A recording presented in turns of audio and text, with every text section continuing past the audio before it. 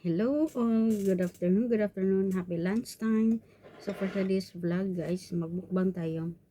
Ito ang ating lunch, meron tayong tortang itlog, tapos pork, lechong kawali.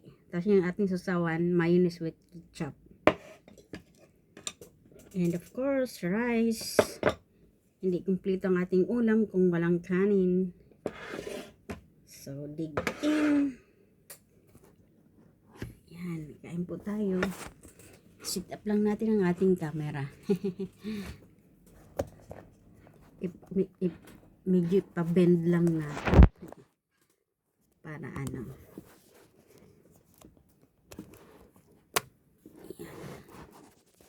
As usual ay makisama. So, ganyan na lang. Yan. Hindi man makita yung ating kinakain. Pag mumuka lang makikita, ano ba yan? So anyway, kain tayo guys. Time check, 2:40 already. Wala lunch pa lang ako.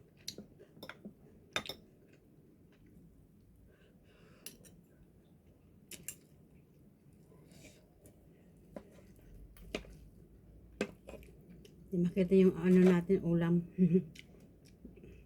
Sa camera.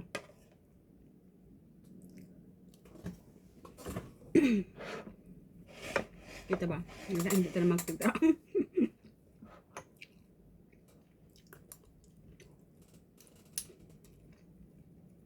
Kanin lang makikita.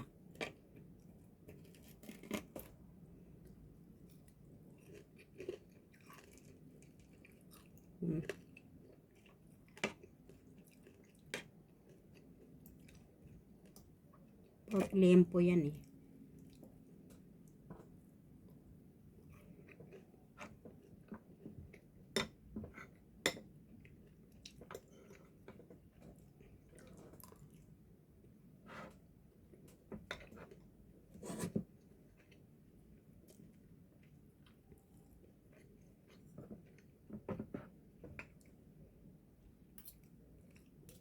Tiperang ko yung kanin ko.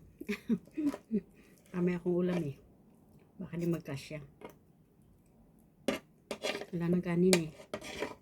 Tira lang to sa ginawa kong congee. Egg congee. Sa anak ni amo. Nagtantrum kanina yung anak ni amo eh. Nabuisit sa akin dahil panagising ko sa kanya. Hindi kasi siya hinatin ng papa niya. So mag-commute siya. Matagal gumising. Binubuisit ko talaga siya eh. Kaya panagising ko sa kanya.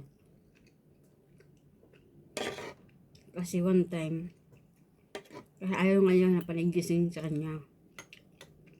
Kasi dalawang beses mo lang siya gigisingin. One time ginawa ko yun, na late. At the end, ako pa rin nagsisisihin eh, na magulang. Pinabayaan ko siya. Kasi yun gusto na, ayaw na makulit ba. Nabubuisit siya sa akin pag ganun eh. One time, pinabayaan ko siya. Dalawang beses ko lang siya ginising. Yung pangalawa, hindi pa rin siya bumangon, hinayaan ko. Kasi ang pagkakala ko, alam niya yung oras niya. Nakatulog daw siya. Galit yung magulang. Siyempre, ako pa rin nasihin.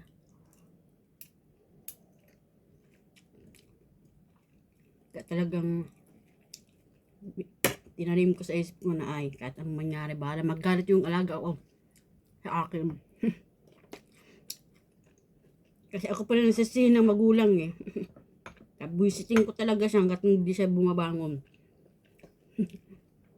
Galit, nagwala. Nagwala sa CR.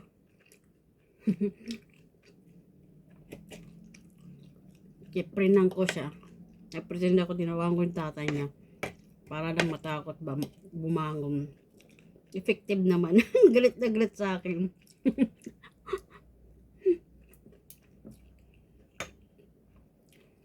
7:26 nasa higaan pa rin. Ginising ko sa 7:15. Ayaw pa, panitawag ko. Ang bilis pa naman ng oras, di mo malayan. Kasi hindi pa kumakain. Sabi ko, bangon na kasi kakain ka ba ng breakfast? Hindi pwede na, pasok wala kang kinain. I don't care daw. I don't care ko din. Hindi pwede.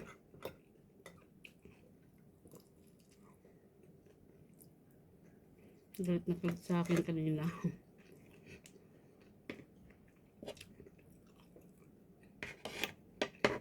Diba? Sabi niya, nagsisinungaling daw ako na tumawag. Dapat daw tanggalin ako. Takot ko lang. Wala naman ako magagawa kung tanggalin nila ako dahil lang sa ganun. Hindi, nasa kanila na. Sila naman amo eh. Pag tinanggal ako, edi mag-for good na ako. Hindi ko rin naman ipipilit sarili ko.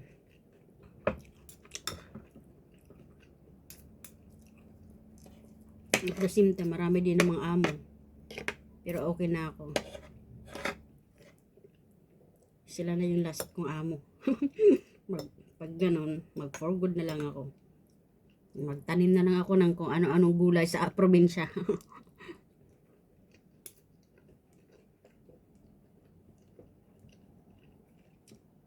May farm naman ako.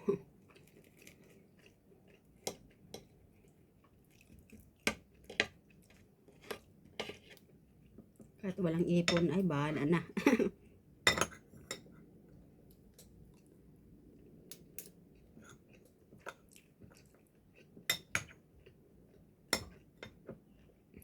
Mahirap kasi pag bagong amo na naman, mahirap makisama.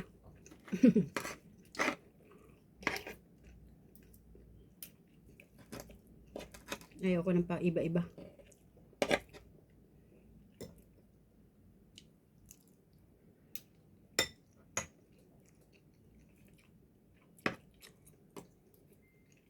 Tsaka dalaga naman ako. Wala akong anak. Kaya okay lang sa akin kahit wala na akong trabaho. Kung kanyang bawa. Sarili ko lang bubuhayin ko.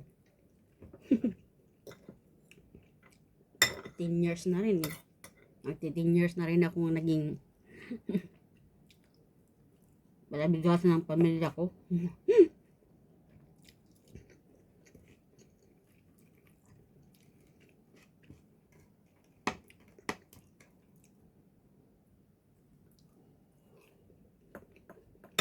Nakakaano lang eh. Nakakasad lang kasi dagal ko nagsakripisyo tapos yung family ko, yung mga kapatid ko ganun din, hirap pa rin sa buhay. Ay, kung mga yung tinulong ko ba sa kanila, kung inipon ko na lang sana, edi sana hindi kami pare-parehas. At least sana ako nakaangat ako sa kanila. Ubus biyaya din ako sa pamilya. Bigay sa lahat ng mga hiling nila. Kaya ang ending, ganun din. Mahirap pa rin sila. Tapos, apat ituloy ako na imbes na ako may pera. Kung tutusin ko, inipon ko lang para sa sarili ko. Naging pare-parehas tuloy kami.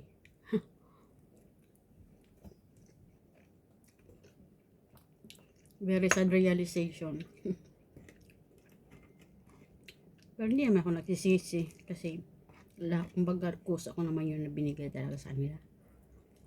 Kumalasal lang ako kasi naging pare-parehas kami mahirap. Okay sana kung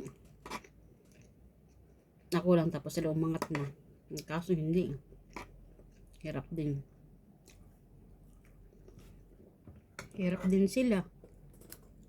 Nangyari.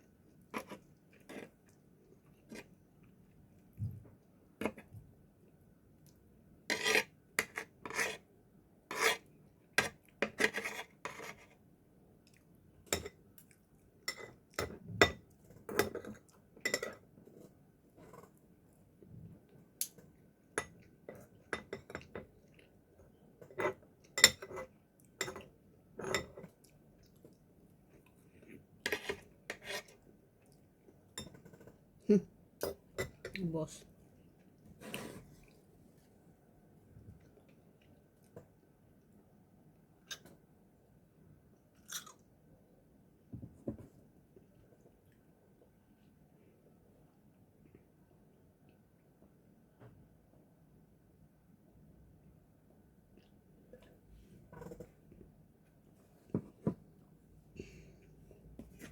Ah. Tapos, thank you Lord. Trabaho na tayo. Work, work, work.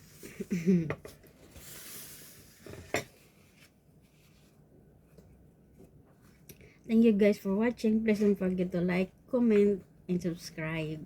See you next time. Bye!